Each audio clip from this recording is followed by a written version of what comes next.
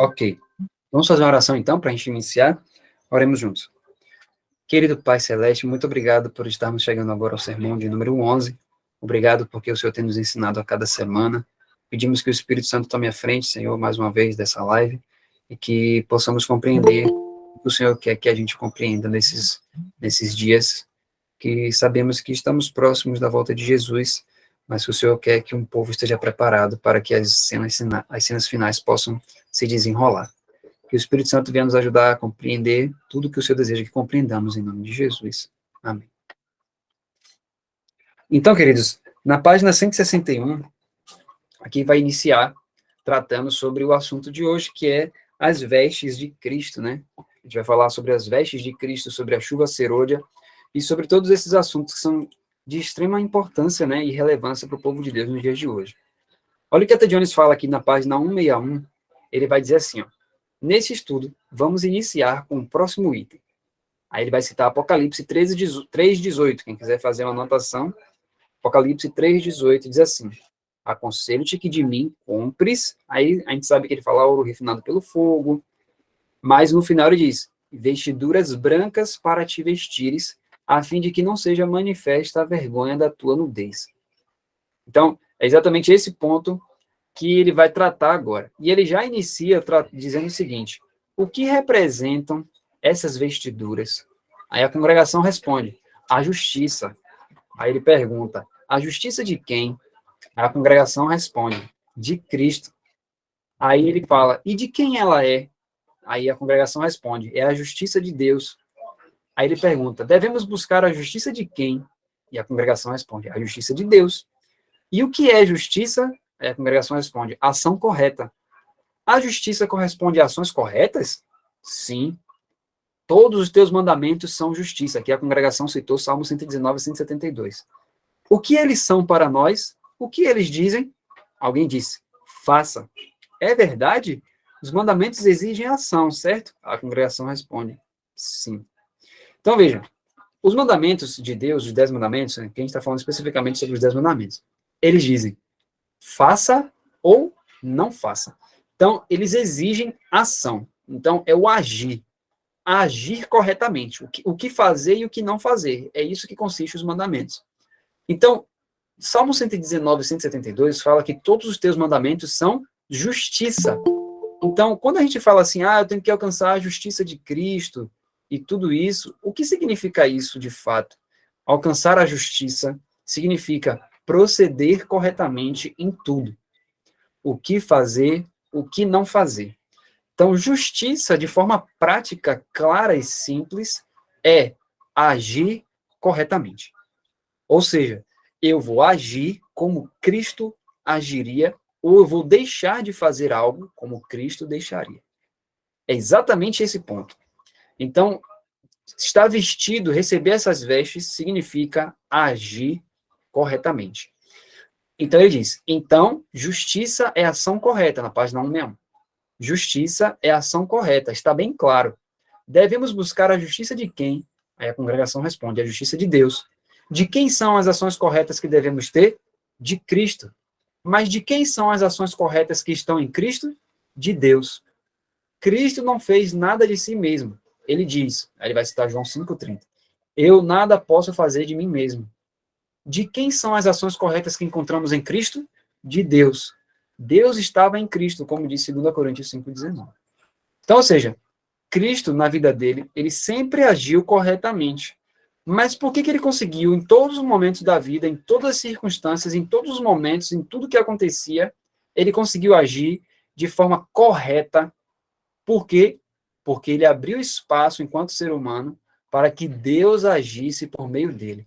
Por isso que várias vezes nas Escrituras, Jesus diz assim, João 5,30, ele diz, eu nada posso fazer de mim mesmo. Em João capítulo 14, quando ele fala assim, Filipe pergunta, Senhor, mostra-nos o Pai, isso nos basta? Olha qual é a resposta de Jesus. Filipe, há tanto tempo estou convosco que não me tem desconhecido. Quem me vê a mim, vê o Pai. Como dizes tu, mostra-nos o Pai? Então ele diz, As obras que eu faço, não as faço por mim mesmo, ou seja, não sou eu que acho que é correto, o que não é.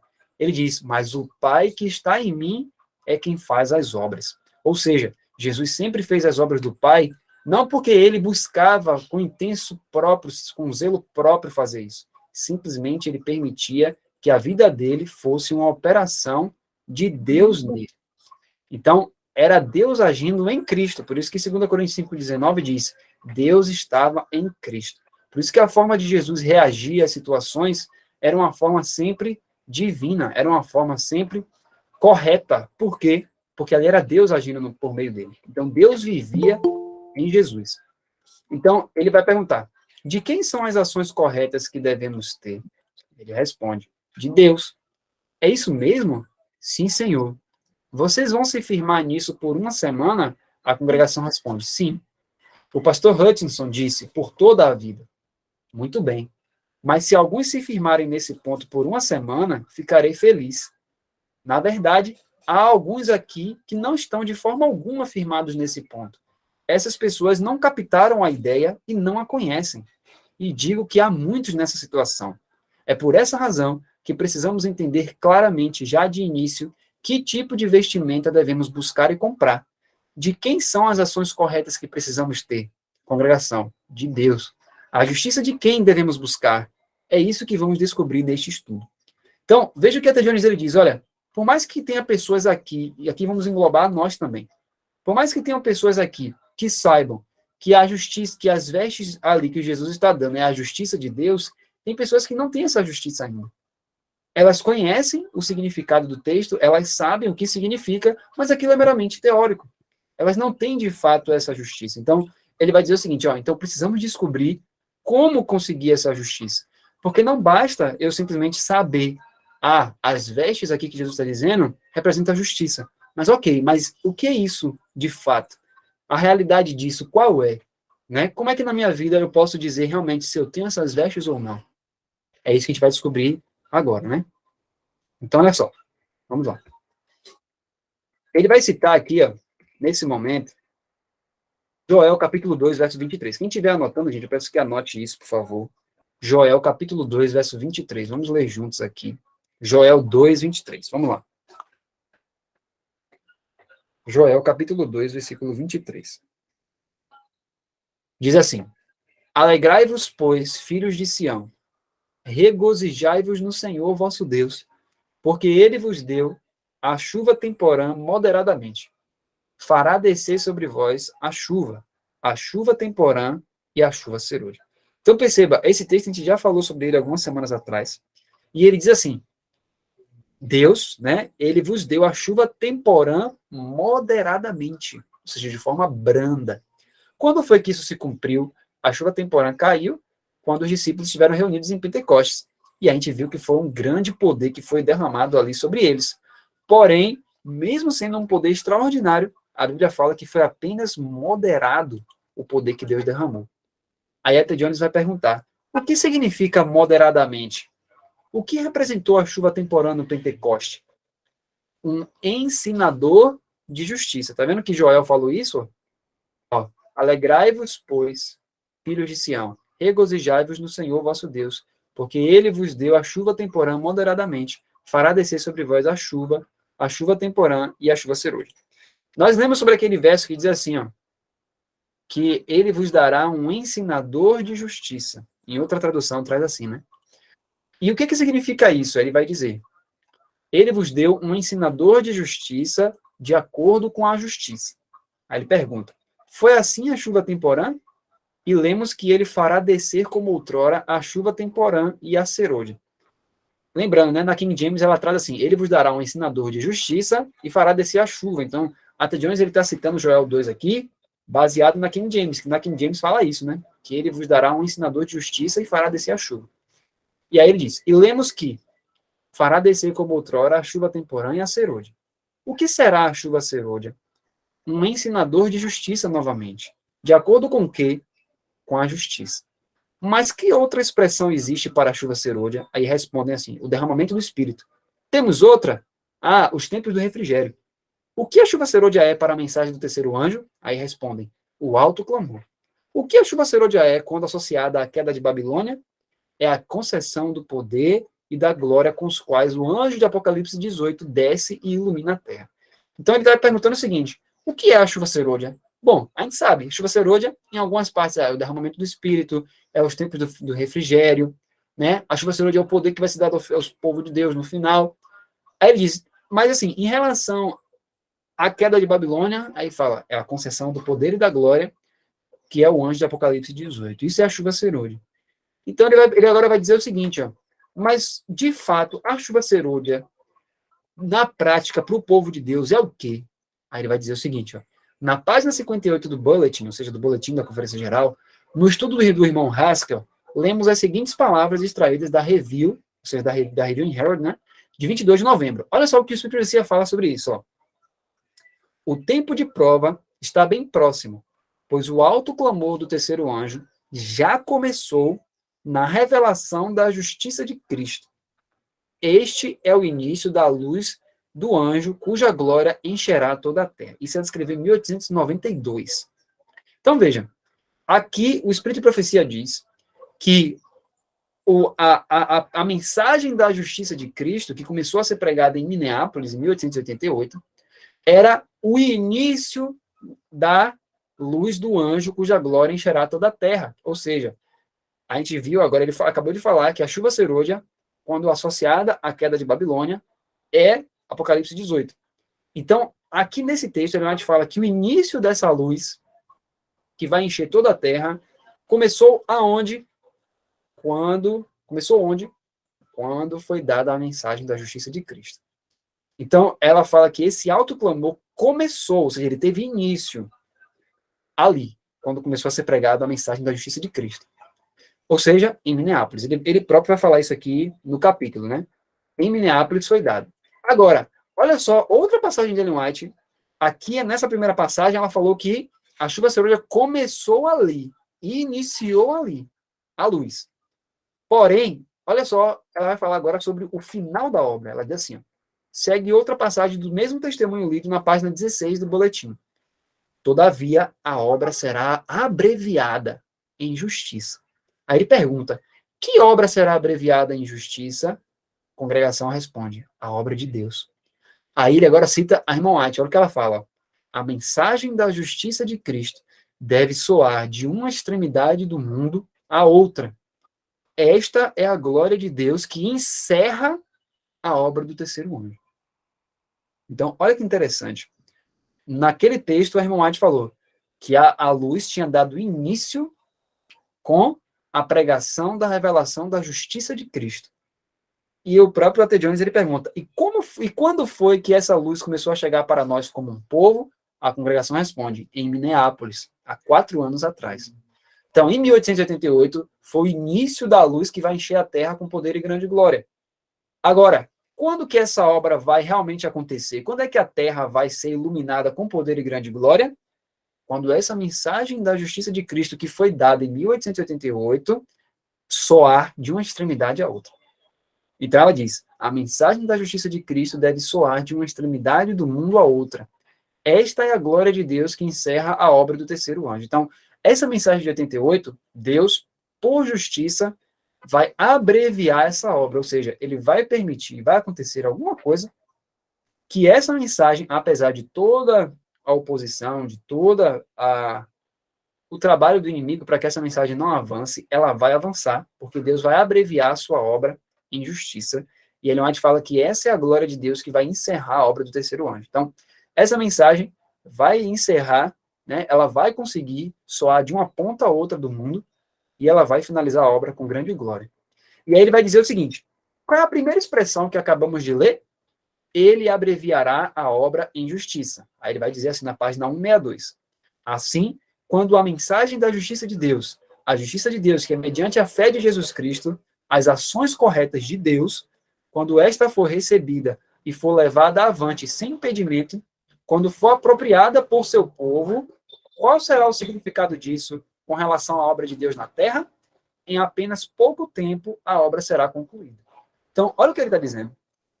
Quando o povo de Deus entender essa mensagem da justiça de Cristo, e veja, entender não é apenas a teoria, quando ele se apropriar disso, o que vai acontecer? Rapidamente, a obra do evangelho acaba no mundo. Então, nós vimos aí várias gerações que têm falado da volta de Jesus, que têm pregado que Jesus Cristo vai voltar, mas Jesus Cristo não voltou. Por quê?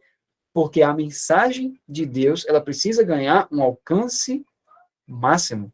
E para que isso seja possível, o povo de Deus precisa primeiro, antes de pregar, recebê-la, conhecê-la e vivê-la. E a partir de então, quando o povo de Deus estiver realmente realizando a obra de Deus, ou seja, permitindo que Deus opere neles, como Deus fazia isso com Jesus, aí a mensagem vai ganhar uma proporção enorme. E aí ele diz, na página 163 agora, bem, a chuva serôdia é o alto clamor da mensagem do terceiro anjo. Ela representa o início da mensagem de glória que ilumina a terra. Mas a chuva serôdia é o ensinador de justiça. Quando foi que essa mensagem da justiça de Deus, propriamente dita, chegou até nós como um povo? Aí a congregação responde, há 4 anos. Aí a Jones pergunta, onde? Em Minneapolis. Sim, já vimos esse assunto em outra noite. Se quiserem, podem ler sobre isso no boletim número 7, página 183.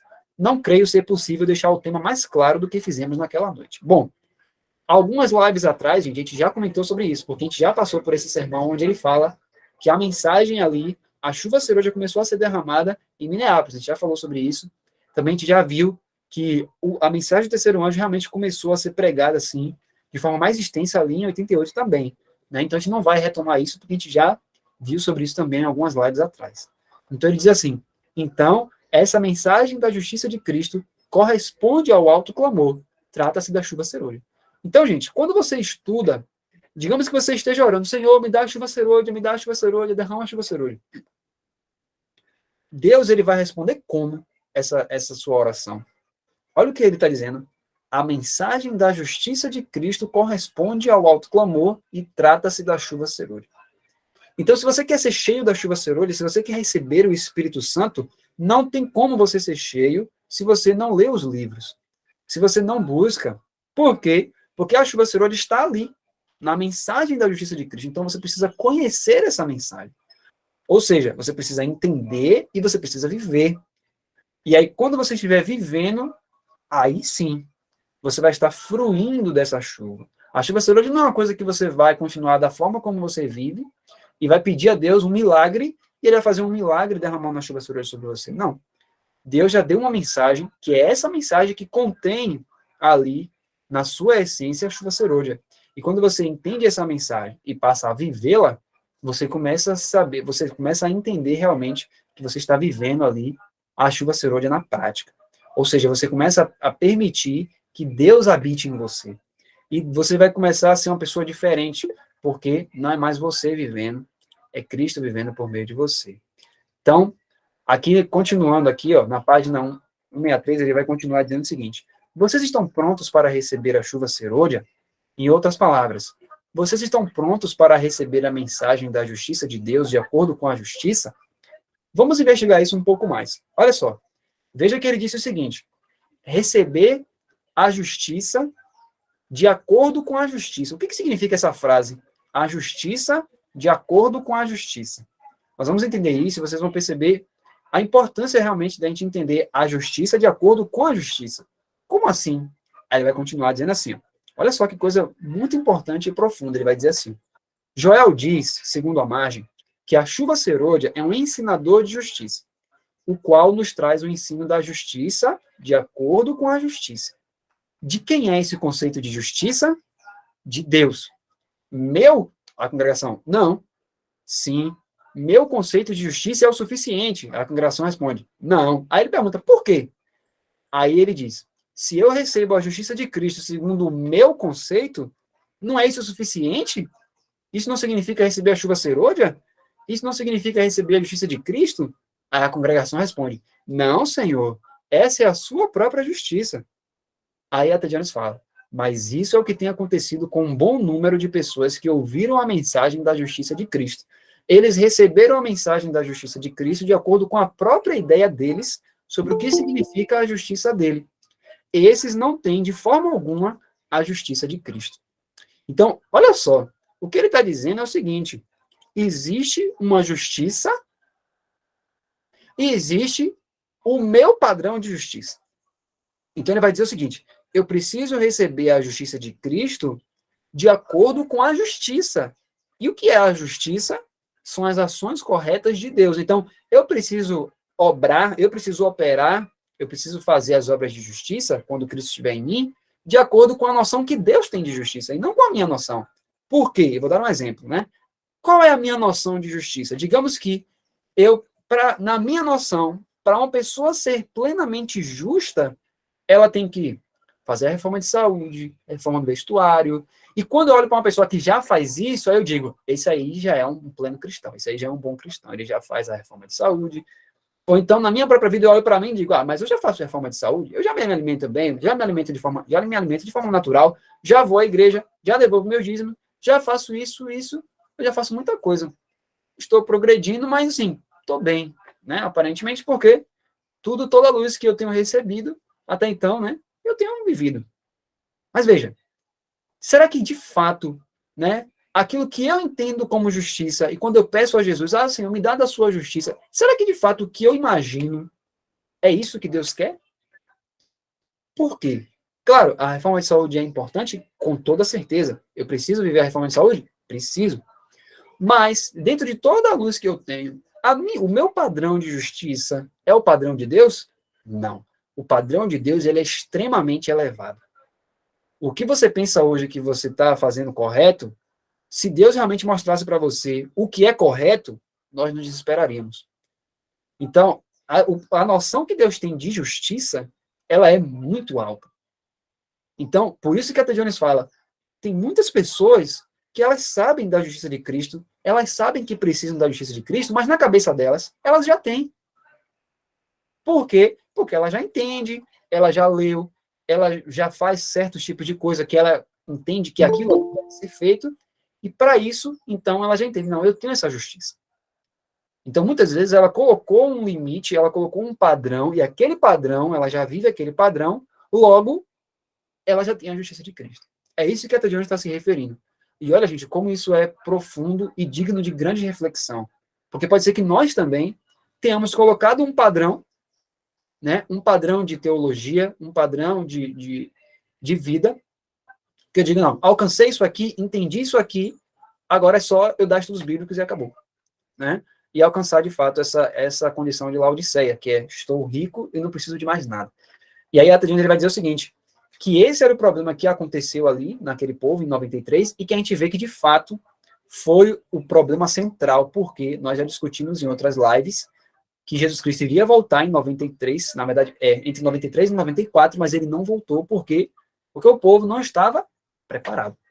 Mas veja que a T. Jones estava pregando aqui sobre a justiça, e muitas pessoas ouviram isso, mas ainda assim não se prepararam. Por quê? Porque elas achavam que, de fato, elas já compreendiam a justiça de Cristo. Então ele diz, se eu recebo a justiça de Cristo segundo o meu conceito, isso não é suficiente? E a gente sabe que não. Né? Então, quando ele fala das pessoas, ele diz assim, eles receberam a mensagem da justiça de Cristo de acordo com a própria ideia deles sobre o que significa a justiça dele. Esses não têm de forma alguma a justiça de Cristo. Então, eu preciso entender o que Deus diz que é justiça, e não o que eu acho que é justiça. Porque se eu me basear no que eu acho sobre justiça, eu vou começar a dizer o que é certo e o que é errado no meio cristão. Eu tenho que fazer isso, eu tenho que fazer aquilo, tenho que fazer aquilo outro, tenho que fazer aquilo outro. Então, quando eu atingir esse ponto, aí eu estou bem. Né? Então, eu não preciso disso. Eu preciso entender o seguinte, o que é que Deus entende como justiça? Né? Quando Deus fala, não matarás, o que Deus entende com tudo isso de não matarás? Lembrando, o não matarás é um princípio. Na mente de Deus, não matar significa o quê? E aí você vai ramificando. Por isso que Davi diz assim, eu medito na tua lei o dia todo. E Davi fala assim, eu já vi, a perfeição tem um limite, né? Mas os teus mandamentos são ilimitados, quer dizer assim, é extremamente grande, é ilimitado. Então, o padrão de justiça de Deus ele é muito amplo. Então, se eu começar a ouvir, mesmo, e ele vai falar aqui, né, sobre aquelas pessoas que rejeitaram a mensagem de Minneapolis e daquelas pessoas que aceitaram a mensagem de Minneapolis, e ele coloca alguns grupos, os que aceitaram a mensagem de Minneapolis, mas só foram até metade da mensagem, tipo assim, eu aceito isso aqui, tá tudo bem. Outros que receberam, mas não deram importância, não perseguiam, mas também não davam importância. E outros que receberam, deram importância, mas não traduziram isso na vida. Então, existem esses grupos de pessoas que ele trata, né? Então, ele vai dizer, essas pessoas que não entenderam realmente o padrão de Deus de justiça, elas não têm a justiça de Cristo. O que elas têm é a justiça própria, por mais que elas digam que é as vestes de Cristo, mas não é. Então, isso é muito profundo, gente, é digno de uma reflexão tremenda. E aí ele vai continuar dizendo o seguinte, ó, vamos explorar esse pensamento um pouco mais. A chuva serôdia, essa mensagem, é a justiça de Deus, que vem mediante a fé de Jesus Cristo. Ela corresponde à mensagem do alto clamor, mas essa mensagem representa o ensino de justiça de acordo com a justiça. Então, a gente já entendeu o que é isso, né? O ensino de justiça de acordo com a justiça é de acordo com a justiça de Deus e não com o meu padrão. Aí ele diz, o que significa dizer que se trata da ideia de Deus sobre justiça, e não a nossa. Será que minha ideia sobre a justiça de Deus, no seu alcance máximo, corresponde à ideia de Deus sobre justiça? A congregação responde, não. Então, quando consigo alcançar a ideia mais ampla possível sobre a justiça de Deus e fico satisfeito com isso, pensando que esta vai me salvar, de quem será que é essa justiça que deve me salvar? Ela é minha. Naturalmente que sim. Ou seja, se eu começo agora a compreender e pensar assim, ó, a justiça de Deus, agora eu estou começando a entender, e eu começo a pensar sobre tudo que envolve a justiça de Deus e quero viver baseado naquele estilo de vida que eu entendo que é o correto na minha visão. Mesmo se eu chegar a viver aquilo que eu, né, tensionei, imaginei, que aquilo seria o auge, e eu realmente viver no meu auge, isso vai ser a justiça de Cristo? Não. Então, veja, desesperadamente necessitamos entender o que é que Cristo pensa sobre justiça. Veja, quando ele se tornou um ser humano, como foi que ele operou a justiça? Ele mesmo já disse, ó, eu não faço por mim mesmo. Ou seja, eu não deixo aquilo que eu, na minha mente humana, eu penso que é correto e eu faço. Não, eu deixo que o Pai habite em mim, eu mantenho uma relação estrita com o Pai, de tal forma que é o Pai que opera em mim. Não eu que fico raciocinando o que é correto ou não. Eu vejo qual é a vontade do Pai revelada nas Escrituras e permito que o Pai opere essa verdade em mim. E assim, o Pai que ele imaginou, né, o Pai que sabe o que é o modelo de justiça, operou essa justiça em Jesus. Por isso que 2 Coríntios 5,19 diz que ele, né, estava em Cristo Jesus, ou seja, Jesus permitiu que o Pai habitasse nele, de forma que o Pai que operou aquelas obras. Então, olha só, esse título aqui foi do slide passado, perdão. Ele diz assim, quero considerar outro pensamento decorrente do anterior. Sabemos que a ideia de justiça pertence unicamente a Deus. Esta é a verdadeira concepção da justiça de Deus. Agora, será que posso captar com minha própria mente a ideia de Deus sobre justiça? Não, Senhor. É possível eu receber uma mente capaz de captá-la e alcançá-la? Sim. Existe alguma mente no universo que possa captar a ideia de Deus sobre justiça? Sim. De quem é essa mente? De Cristo. Então, não é um fato inegociável que sem a mente de Jesus Cristo não temos e não podemos ter a justiça de Deus? Olha isso, que profundo. E aqui quando eu estava lendo, realmente eu parei para refletir e eu me indaguei, né? Porque ele diz assim, ó, veja, se você não tem a mente de Jesus Cristo, você pode hoje dizer assim, hoje eu vivo a mensagem, de fato, da justiça de Cristo, eu tenho as vestes.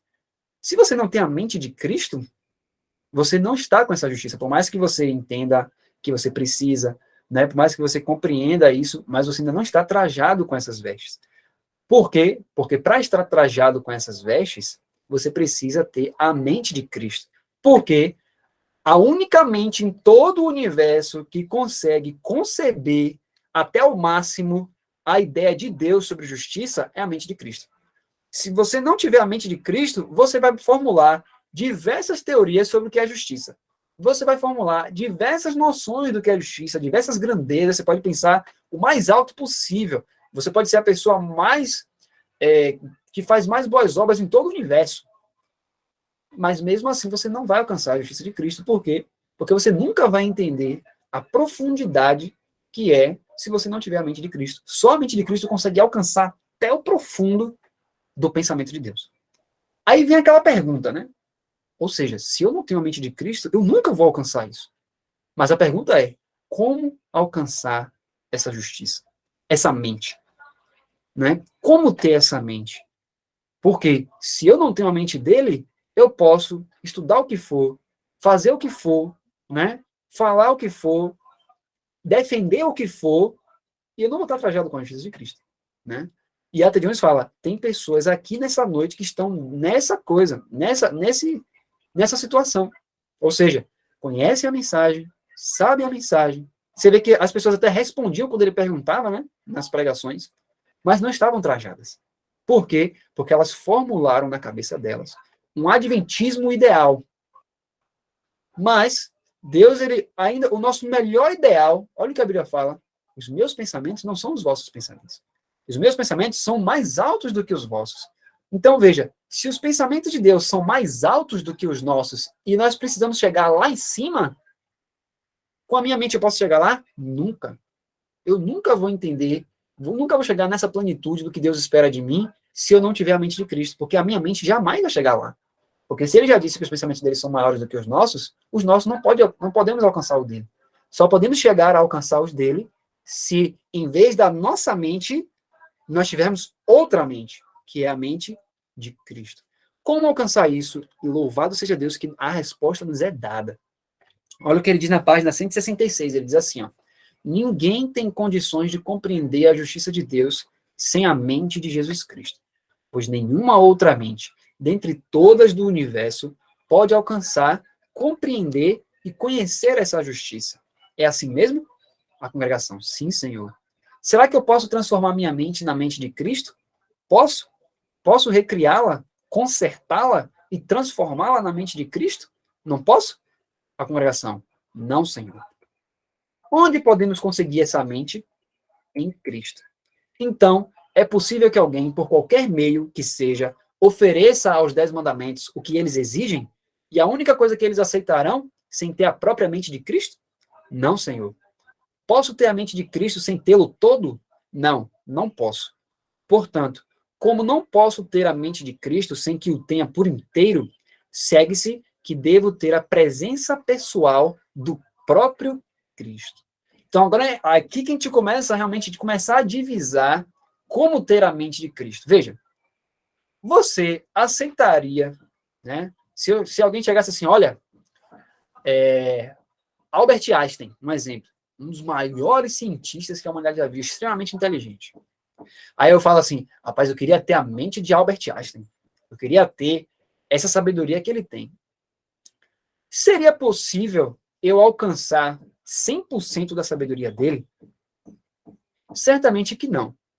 Mas imagine que alguém pensa assim, não, vamos fazer o seguinte, a ciência está tão avançada que quando ele morrer, eu vou tirar o cérebro dele, vou fazer um transplante, vou colocar o cérebro dele no meu. Isso seria plausível? Não, de jeito nenhum. Né? Jamais. Por quê? Porque isso é um absurdo, é uma loucura. Qual seria a única forma plausível de eu realmente conseguir ser tão sábio que nem Albert Einstein? Ah, então agora imagine que você agora se tornou amigo de Einstein, e Einstein é uma pessoa tão boa, claro, na suposição aqui, claro, né? Ele é uma pessoa tão boa, mas tão boa, que tudo que ele sabe, ele vai lhe ensinar. Ele mesmo, presencialmente. Então, Albert Einstein vai chegar e vai dizer assim, meu filho, vem cá, ó, vamos fazer o seguinte, ó, eu vou lhe ensinar desde o básico do que eu aprendi, tudo, absolutamente tudo. E quando a gente for avançando devagarzinho, você vai entender ponto por ponto, fique tranquilo, você vai chegar lá. Então vamos lá, ó. A aula de hoje eu vou lhe ensinar, ó, aqui, ó, eu comecei daqui, ó, foi daqui que eu saí, então foi assim, assim, assim, aí eu cheguei aqui e tal. Veja, com o tempo que você tiver tendo, né, cada vez mais interação com Einstein, cada vez mais aulas com o próprio Einstein, cada vez mais você for entendendo a forma que ele pensa, entendendo as teorias, vai chegar um momento que lá na frente, o que é que vai acontecer? Aquela sabedoria, até de tanto você estar ali com ele, digamos que você passe 50 anos com ele, um exemplo, de tanto você conhecer a forma dele de explicar, você começa a assistir as aulas que ele dá, você começa a ver tudo da vida dele. E você passa tanto tempo com ele, que o que acontece, então? Você realmente agora está apto para ensinar ele, ensinar as teorias dele da forma dele. Porque não houve nenhuma outra pessoa que foi tão próxima de Einstein como você. E você entendeu todo o princípio que ele entendia também. Então, você já tem a mente dele. Percebe? Então, quando Até Jones fala o que é ter a mente de Cristo, veja, não existe você ter só a mente. Ah, vou fazer um transplante de cérebro. Não. Para ter a mente de Cristo, você precisa ter a presença pessoal do próprio Cristo.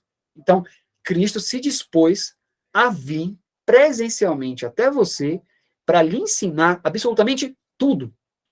E não só isso. Ele não vem como Einstein, por exemplo, nessa ideia, né? Ele não vai ficar aqui do seu lado lhe ensinando. Ele prometeu algo muito maior e melhor do que isso. Ele prometeu vir para dentro de você. Como isso? Aí vem a pergunta. Quem é que nos traz a presença pessoal de Jesus Cristo? O Espírito de Deus. Vamos ler 2 textos agora. Um em João e outro em Efésios. E isso é tudo que o tempo nos permite nessa noite. João 14:18. Olha o que Jesus fala em João 14:18. Não vos deixarei sem conforto. Na King James traz assim, né? Não vos deixarei sem conforto. Voltarei para vós outros. Ele não nos deixa sem conforto, ou seja, sem um consolador. Ele diz então, voltarei para vós outros. Quando ele vem dessa forma até nós, não ficamos sem um consolador. Então, ele de fato vem até nós por meio do consolador, que é o Espírito Santo. Então, veja, é mediante o recebimento do Espírito Santo que você recebe a presença pessoal do Senhor Jesus. Então, veja, Cristo, ele está no santuário, ele está trabalhando dentro do Santíssimo, mas, por meio do Espírito Santo, ele vem presencialmente a nós. Então, ele vem para dentro de nós. E aí ele diz, vamos ler Efésios 3, 16 e 17. Vamos ler isso, eu vou pegar minha Bíblia aqui, peço que vocês abram, que já está no final aqui. Efésios, capítulo 3, versos 16 e 17. Deixa eu pegar aqui, mano. Eu vou pegar aqui em James mesmo. Efésios 3, 16 e 17. Como até Jones usou aqui em James, vamos usar aqui em James. Efésios, capítulo 3, versículo 17. 16 e 17. Diz assim, ó. Vamos ler do verso 14. Ele diz assim, ó. Por causa disso, me ponho de joelhos perante o Pai de nosso Senhor Jesus Cristo, do qual toda a família nos céus e na terra toma um nome, para que vos conceda, segundo as riquezas da sua glória, que sejais fortalecidos com poder pelo seu Espírito no homem interior, para que Cristo habite no vosso coração pela fé, a fim de, estando arraigados e fundados em amor, possa ser capaz de compreender com todos os santos qual é a largura, comprimento, profundidade e altura, e conhecer o amor de Cristo, que excede todo conhecimento, para que sejais cheios de toda a plenitude de Deus. Vamos perceber o seguinte. Olha o verso 16. Para que vos conceda, segundo as riquezas da sua glória, que sejais fortalecidos. Olha só, ele tá orando para que nos seja dado o quê? O que ele estava orando? Que a gente pudesse ser o quê? Ser fortalecidos com poder pelo seu Espírito no homem interior. Então, olha a oração de Paulo. Era para que nós fôssemos fortalecidos pela presença, pelo poder do Espírito no homem interior, ou seja, que a habitação do Espírito Santo estivesse dentro da gente. E quando isso acontecesse, ou seja, quando a gente recebesse essa promessa do Espírito para que ele morasse dentro de nós, o que iria acontecer? Verso 17. Para que Cristo habite no vosso coração pela fé. Então veja, olha o que ele está dizendo. Eu oro para que vocês sejam fortalecidos com poder pelo Espírito no homem interior, para que Cristo habite pela fé nos vossos corações. Ou seja, quando você tiver o Espírito Santo no seu interior, Cristo vai habitar no seu coração pela fé. Então, como ter a mente de Cristo? Como ter Cristo presencialmente? Mediante o Espírito Santo. Então, é quando o Espírito Santo tomar posse plenamente de mim, quando ele realmente estiver no meu interior, quando eu orar pelo Espírito Santo, quando eu receber o Espírito Santo, Cristo habitará em meu coração pela fé. Então, hoje, mesmo eu sendo, eu posso ser de qualquer denominação, eu posso professar Cristo, eu posso professar conhecer a mensagem do terceiro anjo, eu posso professar conhecer a mensagem da justiça de Cristo, mas se eu ainda não tive a experiência de pedir o Espírito Santo, receber o Espírito Santo e realmente ser controlada pelo Espírito Santo, e não mais pela minha natureza pecaminosa, eu ainda não estou trajado com essa justiça. Mas veja, Cristo ainda diz, olha, eu aconselho que de mim compres isso. Ou seja, eu preciso fazer isso urgentemente, receber o Espírito Santo para que Cristo habite em meu coração pela fé. Porque se ele habitar em meu coração pela fé, aí sim, a minha mente não mais vai ser a mente carnal, não mais vai ser aqueles pensamentos mesquinhos, que vai pensar sobre uma justiça na minha capacidade. Não, o que eu acho é isso aqui. Chegou nesse ponto aqui, é isso. Agora é só viver realmente, tá ali, tranquilo. Não, é sempre mais. Porque agora eu vou entender que o padrão de Deus ele é extremamente mais elevado do que o meu. Então, se eu já vivia dessa forma, eu tenho que viver de uma forma muito mais consagrada do que antes. Se eu orava 5 minutinhos e achava que estava bom, Deus está me pedindo para passar noites em oração. Né? Deus está me pedindo para passar horas em estudo da palavra. E eu não tenho feito isso. Então, se eu não tenho feito isso, estou eu trajado com as vestes de Cristo? Ou eu formulei para mim uma ideia de justiça que eu estou bem hoje, porque eu formulei isso e estou vivendo isso de acordo com aquilo que eu acho que é correto. Então, veja, olha que situação, né? Muito profunda da gente refletir, porque a chuva serôdia é isso. Quando eu receber a mente de Jesus Cristo, quando eu for transformado pela renovação da minha mente, aí sim eu vou viver a boa, agradável e perfeita vontade de Deus. Veja, boa, agradável e perfeita vontade de Deus. Ou seja, tudo que Deus requer eu vou viver. Mas por quê? Porque eu agora tenho uma nova mente. Eu não vou raciocinar mais da forma como eu raciocinava antes, do que é certo e o que é errado. Agora, Cristo vai me dar o verdadeiro raciocínio. Então, eu vou começar a ter pensamentos que antes eu não tinha. Vai começar a entrar pensamentos na minha mente sobre a justiça de Deus. Eu vou começar a entender coisas que antes eu não tinha. Então, vai ter coisas que eu fazia antes que agora eu não vou mais me sentir bem em fazer.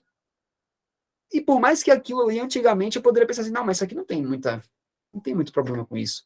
Mas o Espírito Santo já vai mostrar para mim, ó, esse aí é o seu padrão. Dentro do seu padrão, você acha que você deve viver dessa forma, mas não é correto isso. Então veja, olha que interessante, quando você olha para a vida de Jesus, você vê Jesus, um homem de oração, um homem de estudo da palavra, um homem que sabia as escrituras de cabeça, um homem que tinha comunhão com Deus. E nós hoje falamos em receber a justiça de Cristo, ter o caráter de Cristo, mas nós não temos apego com a palavra, muitas vezes. Né? Essa situação ali que a Adriana falou de muitas pessoas, e que podemos fazer uma reflexão individual. Quanto tempo eu tenho dado realmente para as coisas de Deus, diariamente? Será que é um tempo satisfatório na vista de Deus? Porque uma coisa é a minha vista. Ah, não, já de manhã, já dei aqui 20 minutos, tá, preciso sair agora que eu vou trabalhar. Foi satisfatório para Deus? Pode ser que para mim foi. Não, para mim foi porque hoje realmente eu consegui ler aqui um capítulozinho e tal, eu fiz uma meditação agora de manhã e tá tranquilo. Esse é o meu padrão.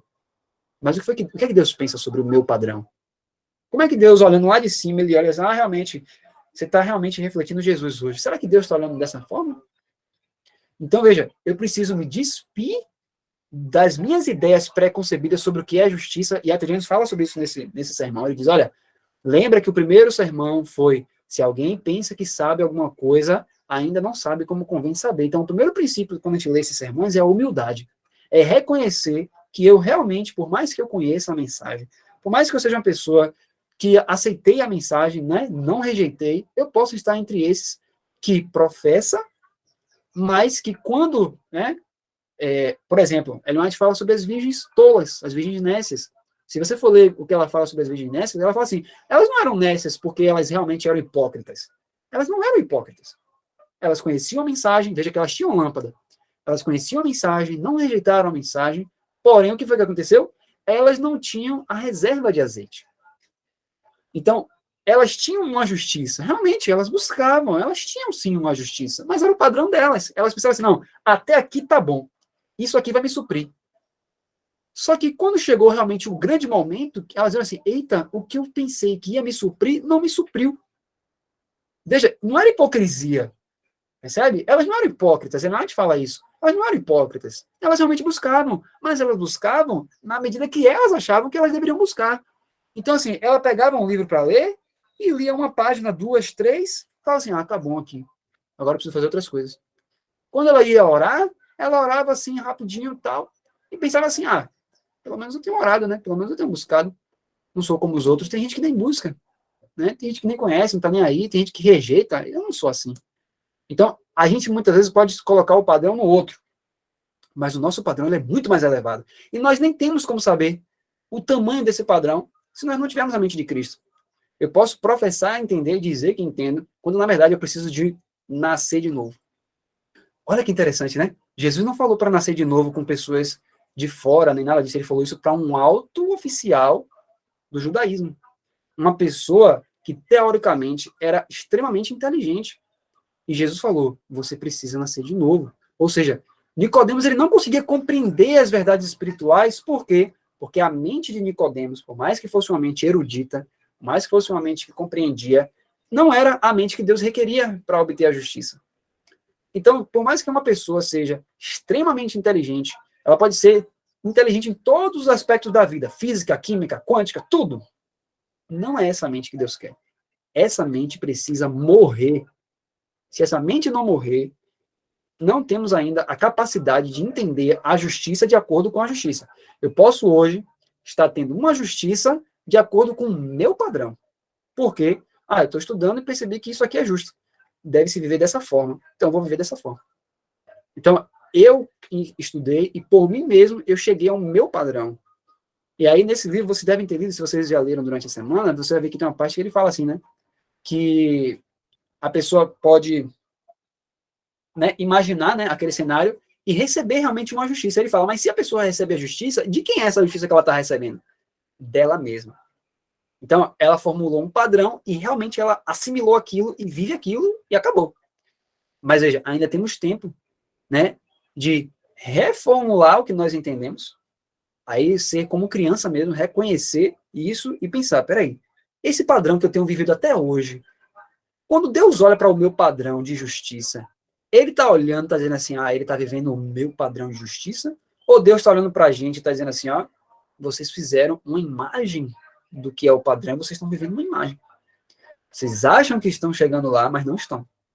Então, veja, essa é uma mensagem para nós, que conhecemos essa mensagem do terceiro anjo também. Por quê? Porque por mais que eu entenda hoje a natureza de Cristo, vitória sobre o pecado, reforma de saúde, eu preciso entender não com os meus olhares sobre o que eu acho que é reforma de saúde. Por exemplo, pode ser que eu hoje não coma entre as refeições, pode ser que eu não use tal artigo de alimentação e tal, e pode ser que eu diga assim, tá bom aqui, já vivo a reforma, eu faço a reforma de saúde. Quando alguém me pergunta, você faz reforma de saúde? Faço. Mas quando Deus olha para mim, ele diz assim, não foi isso que eu falei. A reforma de saúde não é isso. A reforma de saúde que você está vivendo é com o seu padrão de reforma de saúde, não é o meu. Então, veja, se Cristo finalizar a obra do santuário e eu estiver vivendo de acordo com o meu padrão, Deus vai me selar? Não vai de jeito nenhum. Então, eu preciso hoje entender, olha, existe um padrão de justiça que Deus nunca vai rebaixar esse padrão. O padrão é alto. Ele não vai rebaixar para chegar até a gente. Não. Ele vai nos elevar para chegar naquele padrão. Então, qual é a única forma, e olha como ficou claro nisso nesse sermão, qual é a única forma de eu conseguir chegar a esse padrão de justiça de Deus? Qual é a única forma de eu receber a justiça de acordo com a justiça mediante o recebimento do Espírito Santo? Então, veja, que urgência nós temos hoje de ser, né, de pedir o Espírito Santo e buscar o Espírito Santo. Porque somente o Espírito Santo pode trazer Jesus pessoalmente para você. Aí você vai ser ensinado pelo próprio Jesus, porque isso é uma promessa, né? Jesus fala assim no Salmo 32, guiar-te-ei com os meus olhos. Por quê? Porque você é cego. Você é cego. Laodiceia é cega. Só que Laodiceia não reconhece, nós temos que reconhecer. Eu sou cego, Senhor me ensina, né? Quantas vezes quando alguém discorda do meu posicionamento, alguma coisa, eu já vou lá e começo a levantar minha voz, já começo uma discussão, por quê? Porque ainda falta ali dentro do meu coração, falta ainda as vestes, né? O caráter não está plenamente traduzindo o caráter de Cristo. Por quê? Porque eu alcancei um padrão de justiça e eu olhei e falei assim, não, todo mundo tem que ver isso aqui que eu acredito. Todos têm que olhar dessa forma aqui. Claro, existe uma verdade? Existe. Mas todos quantos buscarem o Espírito Santo, Jesus vai ensinar a mesma coisa para todo mundo. Por isso que o Espírito de Profecia fala que os 144 mil, eles estão em quadrado perfeito. Ou seja, não há, né, não há ali divergências entre essas pessoas, porque não porque elas se conhecem. Ah, vamos juntar todos os 144 mil aqui para a gente conversar sobre o que a gente crê. Não existe isso. Mas é porque como todos eles buscaram o Espírito Santo trouxe Jesus para cada um deles. E Jesus não muda. Hebreus 13:8 fala, Jesus Cristo é o mesmo ontem, hoje e para sempre. Então, veja, era necessário juntar os 144 mil tudo em um lugar só? Não. Mas o que foi necessário? Todos eles receberem o Espírito Santo. Aí Jesus veio presencialmente e ensinou a mesma coisa para todos os 144 mil. Por isso que eles são unânimes. Por isso que tem um livro que eu estava lendo, de Hebreus, né, de Wagner, onde ele fala isso. Ele fala que Deus, ele faz uma coisa mais extraordinária do que o exército. Por quê? Se você for olhar um exército, Wagner fala sobre isso, ele diz assim, ó, se você olhar para um exército, fazendo aquelas apresentações, não é incrível? Porque você vê milhares de pessoas, centenas de pessoas, muitas vezes, dentro de um campo, né? E às vezes você vê de vista aérea, né? Eles fazem até imagens, todos marcham da mesma forma, ao som do comando, né? Eles dão as mesmas movimentações, tudo em uníssono. Aí você fala assim, gente, que impressionante. Aí Wagner fala, mas por que isso é impressionante? E por que eles conseguem fazer tudo daquela forma? Porque eles treinaram e eles estavam juntos. Então, quando eles estavam juntos, o capitão dava a ordem, e aí juntos eles treinaram para todo mundo saber exatamente o que fazer na mesma hora. Aí ele fala, por que a glória de Deus vai exceder extremamente isso e vai chamar a atenção do mundo inteiro? Porque haverá pessoas de diversos locais do mundo que às vezes nunca se viram, mas vão pregar a mesma coisa e vão estar vivendo da mesma forma. Você vai olhar para o estilo de vida de um, vai olhar para o de outro e vai dizer, ué, a mesma coisa? Por que vai se fazer isso? Porque antes desse momento chegar, elas estavam em casa, ó, lendo, estudando, orando, pedindo o Espírito Santo, Senhor, me ensina. Eu não quero, Senhor, fazer com que aquilo que eu imagino ser o correto, eu não quero viver o que eu acho, Senhor. Que o Senhor viva em mim, me mostre, Senhor, o que é correto, qual o seu padrão. E Jesus vai fazer isso porque ele prometeu. E é o que ele mais quer fazer. Aí, daqui a algum tempo, não sabemos quanto tempo, vai se revelar essas pessoas ao mundo. Aquelas pessoas que, em humildade, em contrição, oraram, pediram luz e Jesus deu. E aí, elas vão viver o ideal de Deus completo. E aí, Deus vai selar essas pessoas. Porque elas estão vivendo a justiça de acordo com o verdadeiro padrão de justiça que é o de Deus. Aí, quando Deus olha, Deus diz, aí sim, é esse daí. Aí ele vai lá e sela. Percebe, queridos? Então, precisamos hoje, em humildade, né? Nós não precisamos hoje, né, fazer como as pessoas fazem, por exemplo, no meio da política, né? Sair, botar som alto, falar e gritar, esmurrar, brigar. Não precisa disso. Por quê? Porque aqueles que realmente buscarem o Espírito Santo vai explicar para eles. Percebe? Então, a maior necessidade não é de discussões, não é de críticas, é de intenso desejo e zelo e busca pelo Espírito Santo.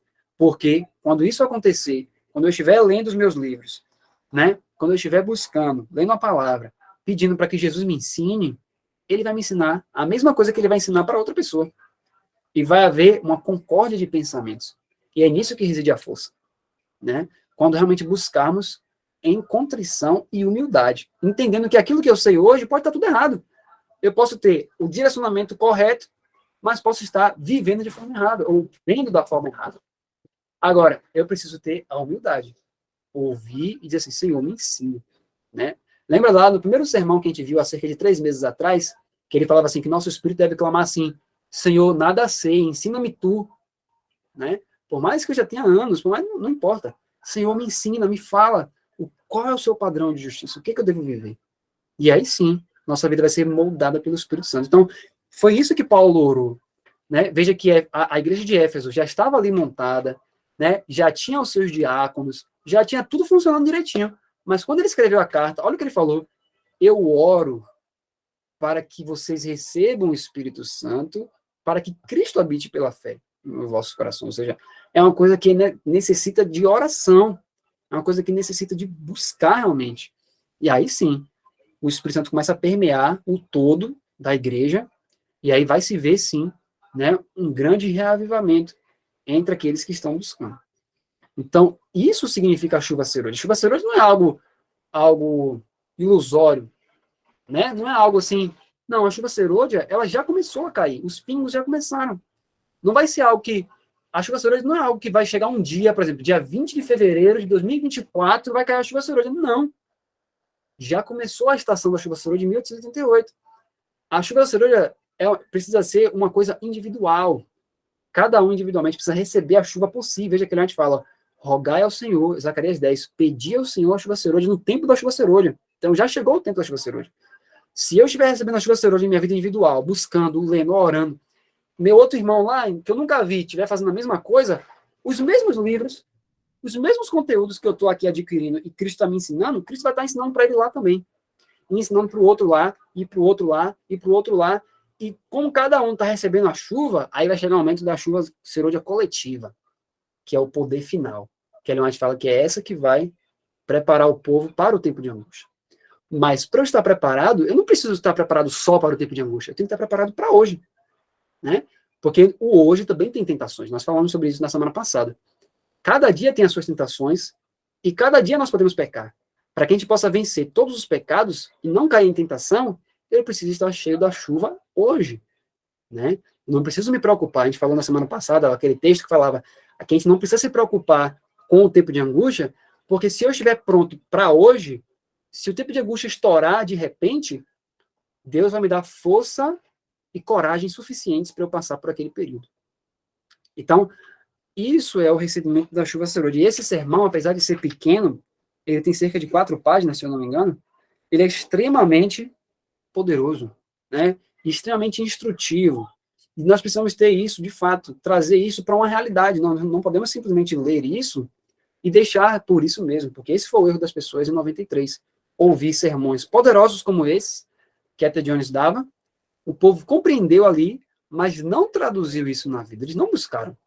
Por isso que quando você abre, né, o prefácio aqui desse livro, Ellen White fala exatamente sobre esse ponto que eu quero ler aqui e finalizar, que ela diz assim, ó, se o propósito de Deus tivesse sido realizado por seu povo, no sentido de transmitir a mensagem de misericórdia ao mundo, Cristo teria vindo à Terra e os santos já teriam recebido as boas-vindas na cidade de Deus.